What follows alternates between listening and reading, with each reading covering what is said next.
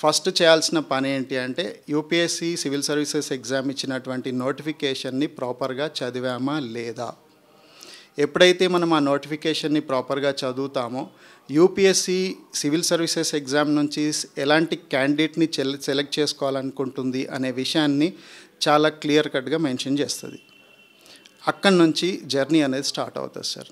Without reading the notification people fall under the trap.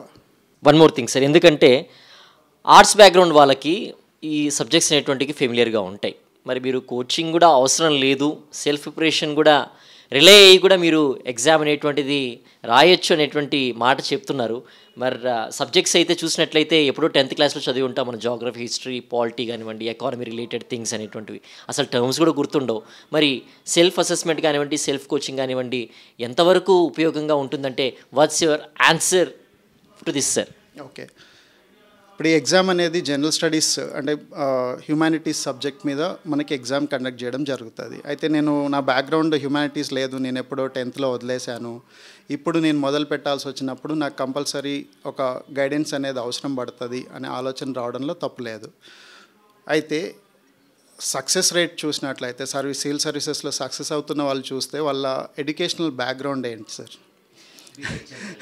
Right, అంటే వాళ్ళు ఎక్కడ కూడా అంటే ఈ హ్యుమానిటీస్ బ్యాక్గ్రౌండ్ అనేది చదవకుండానే సైన్స్ బ్యాక్గ్రౌండో, ప్యూర్ సైన్స్ బ్యాక్గ్రౌండో, టెక్నికల్ బ్యాక్గ్రౌండో ఇలాంటి స్టూడెంట్స్ మాత్రం సర్వీస్ ఎందుకు వస్తుంది అంటే సింపుల్ లాజిక్ నేను చెప్పేది ఏంటి అంటే they are following the right strategy to crack this exam.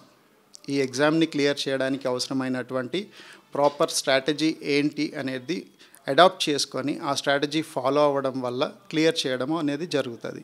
అయితే ఆ స్ట్రాటజీ అనేది ఎవరు ఇస్తున్నారు, అది ప్రాపర్గా ఉందా లేదా అని అసెస్ చేసుకోవాల్సినటువంటి రెస్పాన్సిబిలిటీ స్టూడెంట్ పైన ఉంటుంది. సో అలాంటి స్కోప్ అనేది మనం ఇక్కడ ఇవ్వడం జరుగుతుంది. మేము రాగానే మీరు ఓకే వచ్చేస్తుంది జాయిన్ అయిపోండి ఇలాంటివి చెప్పడం ఉండదు. ఫస్ట్ థింగ్ ఏంటి అంటే వాళ్ళ బ్యాక్గ్రౌండ్ ఇది, ఈ బ్యాక్గ్రౌండ్ ఉన్నప్పుడు మీరు ఈ బేసిక్ వర్క్ కొంత చేయాల్సి ఉంటుంది, అది చేశారా లేదా. ఈ బేసిక్ వర్క్ చేసిన తర్వాత ఏమవుతుందంటే then if you start preparing అక్కడ మీ ప్రిపరేషన్కి అనేది ఒక వాల్యూ అనేది యాడ్ అవ్వడం జరుగుతుంది. లేదనుకోండి సింపుల్గా ఇన్స్టిట్యూట్లో చేసేటువంటి మూస పద్ధతి ఏదైతే ఉంటుందో జనరల్గా అందరూ చేస్తుంటారో, ఆఫ్కోర్స్ అమిగోస్ చేయదు ఆ పని.